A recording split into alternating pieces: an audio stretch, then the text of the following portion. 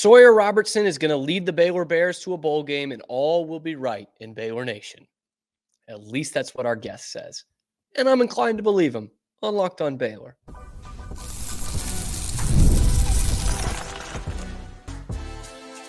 You are Locked On Baylor, your daily podcast on the Baylor Bears. Part of the Locked On Podcast Network, your team every day. Hello there, Bears fans. Welcome to another episode of Locked On Baylor, brought to you by FanDuel and part of the Locked On Podcast Network, where it is your team every day. I'm your host, Real Cam Stewart on Twitter. I don't know why I said my handle first. Cam Stewart of ESPN Central Texas. It's probably because it's right in front of me. And the Cam Show on YouTube through Rogue Media Sports Network. Today, we're going to talk a lot of Sawyer Robertson plus a prospect that is coming in to visit the Bears this Saturday. But we sat down with Sawyer Robertson's high school coach, Seth Parr, friend of the program, great guy to talk to and a tremendous football coach as well. And he knows Sawyer Robertson better than almost anyone living.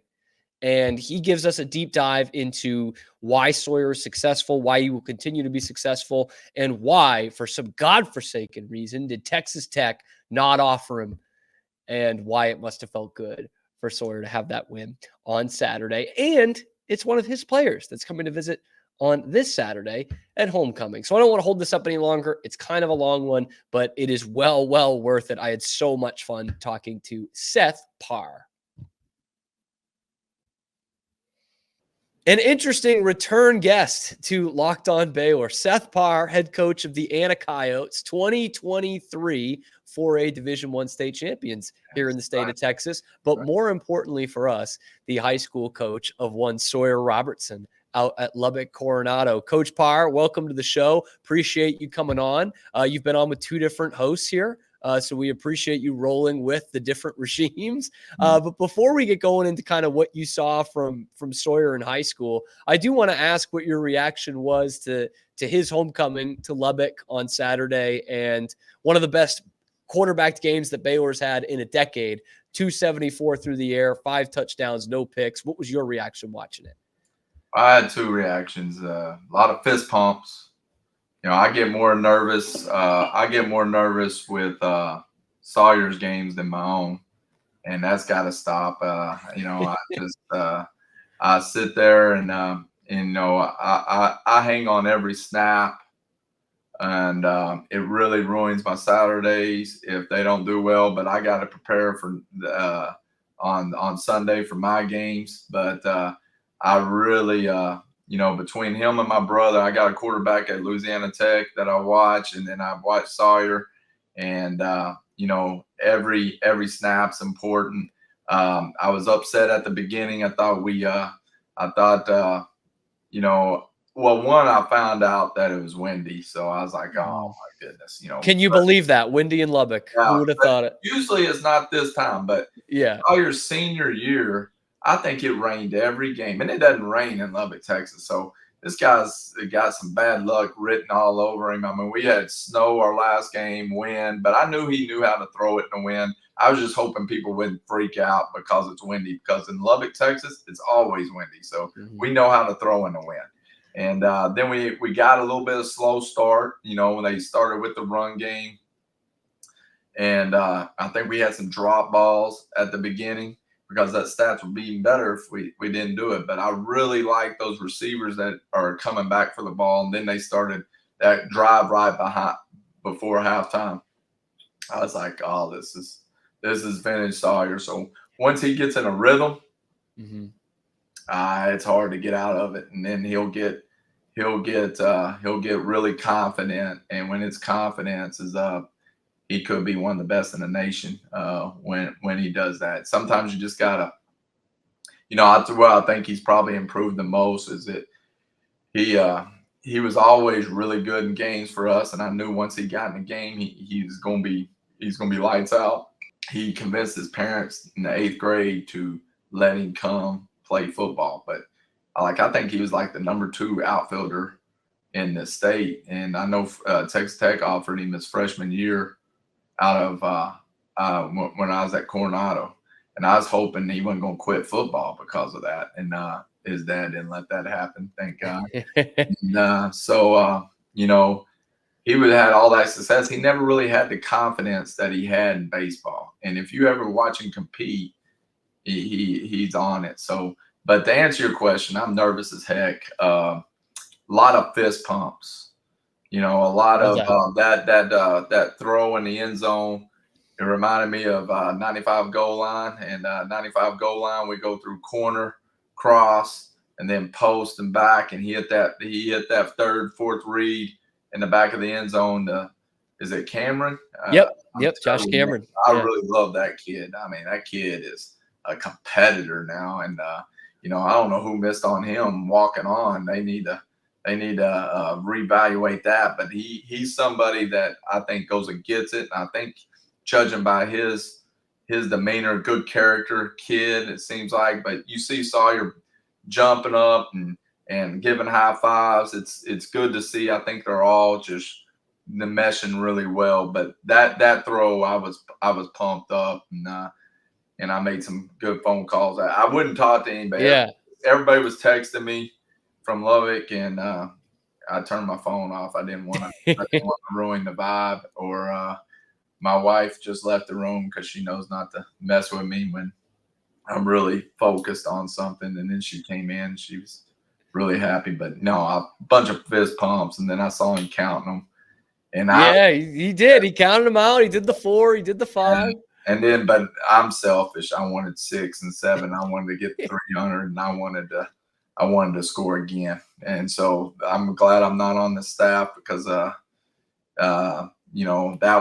one meant a lot to me. And as far as I had some kids in Lubbock that I think got left out, and it wasn't just for Sawyer, but had some that went on to play at TCU, one that went to the NFL and SMU, and we could never seem to get recruited at Lubbock, Texas. Yeah, so let's go to that last part there, because obviously we've talked about it since the game, but Tech had really 2 shots at Sawyer out of high school, obviously, and then in the portal a few years ago. They really put their eggs in the Baron Morton basket out of high school, it seems. And here's Sawyer Robertson, just 5 minutes down the road, essentially, and he's putting up video game numbers: 12,000 yards thrown in high school, 146 touchdowns. That's a lot of points that you guys put up on the board with Sawyer at quarterback. What was the interest like from Tech during his senior year, and did it surprise you that it didn't seem like he was their main guy? They came by once or twice and flirted. Sawyer would have went to Texas Tech. There's no doubt in my mind that he went there, and I think Leach was the only thing that really maybe pull him away. But his whole family, his whole family was at Tech. His I don't want to say niece, his aunt was a Lady Raider legend, the one that you saw that said interesting. It's complicated. Yeah. He played 4 years for the Lady Raiders and was a 3-time state champ with the Plainview Bulldogs. And now she's the head coach at Angelo State. So, and Andy Ellis was a basketball legend, so he would have went to Tech. And we went there, and we came off of a 7-on-7 tournament. He tore his labrum and just got released, I guess, the day before the 7-on-7 tournament. And he threw probably around 150 passes that day, and we won the tournament. And he was on fire. And then they asked me, "Hey, can you bring him up here?" And then he went up there, and he didn't throw it. Sawyer's kind of like Peyton Manning. He doesn't throw great spirals sometimes. And a lot of it was his baseball release. And I said, it don't matter what it gets there, and it gets there on time. And then in games, people catch it. So, but he didn't feel like he had a great day. So we went home. Sawyer would never get his driver's license for a long time. So we spent a lot of time in the car together. Mm-hmm. And I was just Uber for a long time. Coach Uber. Yeah, but it was fun. And he's like, I could tell he was disappointed. I'm trying to raise his spirits. But after that, nobody ever said anything. And my whole deal was, regardless about Barron, if y'all like Barron, that's fine. But in Texas Tech at the, I would think like Rawls Business School. I think it's a really good business school. I might be messing up the name, but I really think that's a really good business school. Maybe not as good as Baylor. Well, but I would offer both of them. My whole point was you got a star here that's Gatorade Player of the Year in Lubbock, Texas. And I'm a high school coach, but I think I have, and I'm not getting paid like these guys, and I have a chip on my shoulder from that. But I think I could have put 2 and 2 together and said, if we offer both of them, maybe one of them won't come. Mm-hmm. But if you offer both of them and they both come, they'll figure it out. And then if you offer them and Sawyer doesn't come, you're at least still say, I offered him, but he didn't want to come. And but the invitation was never extended. So I was bitter about that. Now, it's a different regime and everything like that, but I thought that it could have been handled a lot better. And I thought both sides, I have a great AD in Lubbock that used to always say, find the win-win. I thought that was the win-win. And I get you don't want to waste the scholarship, but nowadays is there such thing as wasting the scholarship? Because now the portal's going to have, I mean, you're going to have unlimited here for too long, but I thought it could have been handled better. I thought, you're Gatorade Player of the Year. You're in Lubbock, Texas. You're the face of the franchise. Why wouldn't you want to bring a guy like that into your program? And I thought it would generate excitement. I thought it was a no-brainer, but that tells you how foolish I am. And so apparently, so we just kind of went on, and only the other offers came in later, and still it just never amounted to anything. That's interesting. I thought it was the only one that they thought I was crazy. So last night I really thought, my brother said, he said, well, I guess you're not crazy.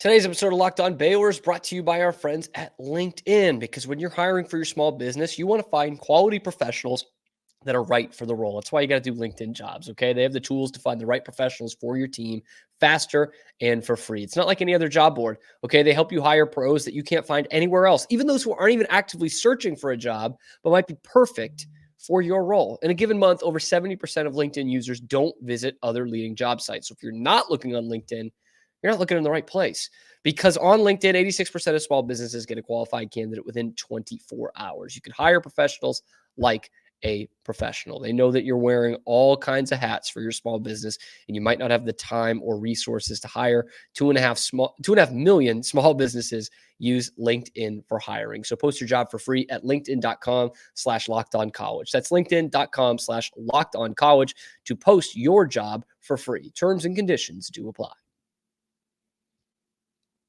It made Tech look crazy at the end of it. And I know Baylor didn't, put in a hard push out of high school either. But again, backyard. Like it would have been, like you said, like shooting fish in a barrel. Of course the kid's going to say yes. Yeah. And instead he goes back years later and just dices him up. But let's talk about that kind of record-setting career at Coronado. Again, the 12,000 yards, the 150 touchdowns or so, give or take a few. He is a star for you, just down the street from Tech. What do you remember when you first saw Sawyer out there on the field chucking it? Well, when I seen and he's going, first one, I was like, okay. Well, I knew his dad. His dad was my hero, one of my heroes when I was growing up. I was a ball boy from my dad, and he was the free safety, and he was a freak athlete. And he was a number one draft pick in Major League Baseball draft, but he also had football offers, all the football offers you could want. And I went to school with his uncle, and in fact, my dog is from his uncle, and so he would come out, and I heard this little kid. They said, well, the dad said, I have a son that's wanting to play football, and he's at a private school right now. His mom taught at a private school, and let me tell you, this private school might have been the best 6th grade or 7th grade private school in the country. His brother is not only a brainiac, but he's running like a 10.3, and he's at LCU running track and just killing it right now. and then he was on the team, and Sawyer was the tackle, and his brother was the quarterback, and then we have a guy that's playing for Texas named Charlie Robinson. He was on that team. So that had to be a killer 6-man team. I don't know how geez. done at tackle, but he wanted to play football, so they brought him to our 8th grade. He came, he started, coming with us to go to games and stuff and being around it, and they let him play, and I was all good of it. And then I watched him throw it, and I was like, wow, But what makes Sawyer special is not just that; it's his leadership. He's one of the best human beings that I've ever been around. He still teaches me lessons. He'll humble me, probably one of the only ones that can. And then he blended in perfectly. We were a diverse school at Coronado, and he could have chose a lot of other schools that probably a lot of other people would have. And at that time in Lubbock, Texas, it was very popular to go to some of these outlier schools. You can ask Jordan on the team if you got that D like Kyler Jordan. Sure, Kyler, yeah. And I'm talking about, and ask him who won at his year with Sawyer. So, but he was a great football player, and he chose us, and the way he blended in with all those players, was amazing. So his leadership skills is off the charts. It's probably even better than his football skills. Now his football skills, he's 6'4". He looks like a model. You're 220 pounds now, but in high school he's 205. Loved lifting. He didn't miss a day. He came up at 5:30 in the morning. When he played baseball, he would come up in the morning. He would throw. Then he would go to baseball, come back after school, and we would go through install, and he would throw again. And that 4 years. It wasn't 1 year. Yeah. It was 4 years. On Sunday, he would come up, and he would sit in there, and we would be breaking down the film as all coaches. And after he got out of church, he would come in there for 3 to 4 hours and just sit there, and loved every minute of it. He that was my probably most fun with him was his junior year. He came in there. Then he got a little girlfriend, and it went on a hiatus for a little bit. And but he probably heard some things that he shouldn't have heard on Sunday, but he overcame that, and with our coaching staff, and he would sit there, and he loved preparing. He loved getting it right. And he's one of the, I've heard Aranda say he's one of the best competitors. He has no idea this guy's competitive. And I was mad that he didn't play basketball, because I thought he was a great basketball player. And, but that's kind of what I knew about him, is that he was somebody that could lead. He's somebody that was unselfish. And you see how his players are around there. My best memory of that Saturday game is seeing, what is y'all's linebacker name? Number 2, Jones? Matt Jones, yep. And he made a great hit. And who I saw Sawyer just high-fiving and just getting him going. He's like, yeah, because usually on college you got offense and defense, and you get there. But you can start seeing him blending everybody together. And it's going to take everybody together to have this. How many games we got left? 5, 6? 5, yeah. 5. Go 5-0. Everybody's going to have to play at the level that they've been playing, but just a little bit more, Yeah. And we know you're a couple of seconds away of already having that 4th win, and you're a series away of having your 5th win right now. Hey, you NFL fan, you looking for a big return to start off this season? Boy, do I have the place for you. It's called FanDuel, America's #1 sportsbook. That's where you're scoring big returns this football season. Because when you get a hunch in the middle of the game, you can check out the latest stats, you can view live play-by-play, and so much more on the same page where you place your bets. You'll get started with $200 in bonus bets guaranteed when you place your first $5 bet. Let me say that again. Started with $200 in bonus bets guaranteed when you place your first $5 bet at FanDuel. That's FanDuel.com. Once again, FanDuel.com. FanDuel, America's #1 sportsbook. We talked before. You do watch every game, so I watch every game. Down. Yeah. Yeah. So there's some times, we've had some talks on some decisions. So he's doing really good. But that Lubbock game, man, I felt like he deserved that moment. And I think everybody in Lubbock who knows Sawyer, they were happy for him too.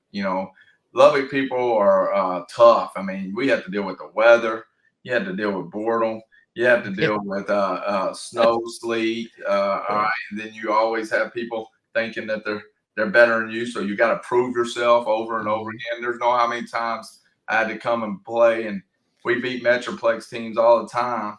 And then we'd come in, and the next year it would be like, can you beat a Metroplex team? I was like, thought we did the year before. Shoot, we already did. Yeah. So, but that brings a little bit of toughness to you. And I think this whole process has made Sawyer tougher as well. So, because part of that too, when they mentioned it on the broadcast, I mean, the guy is like the Abe Lincoln of quarterbacks. He's lost all these quarterback battles the way Lincoln lost elections time after time. And then you remember him as a really good starter or a really good president, which is what they're thinking about Sawyer Robertson right now, the way he's played the last few games and how much he has taken this job and has not looked back. I do want to ask you about when he decided to transfer to Baylor, obviously with the really unfortunate Mike Leach situation with him passing away, a guy who really believed in Sawyer out of high school. And so he's in the portal, decides to go to Baylor. It's a little bit closer to home, but it's not exactly the offense that you guys ran at Coronado. It was a wide zone offense. It didn't really,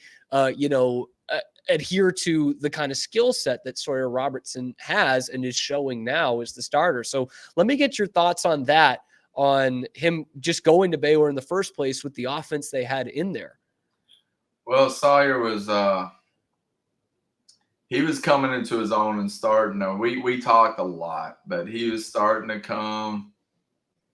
You could start seeing him growing up and wanting to make decisions. So he's asking me about it. And then I was a little worried, but Sawyer can fit in any scheme.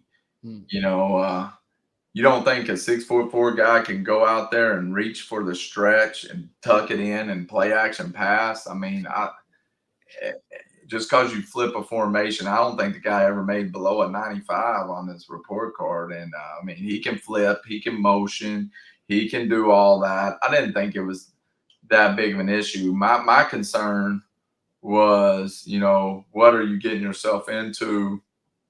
What's the environment? How's everybody going to accept you as far as, you're going to have to go prove yourself? And he says, I can do it. I'm not big on calls. I don't like a lot of checks as a coach. I don't think I need to have all these 4 different protections, 5 different protections. We roll with it just like Coach Leach did, as far as we're probably more similar to that than anything else. And I think we can put a lot on a quarterback and it not make sense. Like, we didn't have to do all that. We could have just thrown a hitch, throw a pass. We didn't have to motion 5 times to throw a 5-yard pass. So I was kind of what I was worried about, but he really enjoyed it. He's like, Coach, I like this, like this, like this. And I was like, okay, it's your decision. But I thought he could have fit in that style. He's got a big arm. And then it's popular, and he's got, I think really right now he can play multiple things. I don't think it hurt him going under center. I think it probably grew him a little bit, but I think he feels more at home what he's doing right now.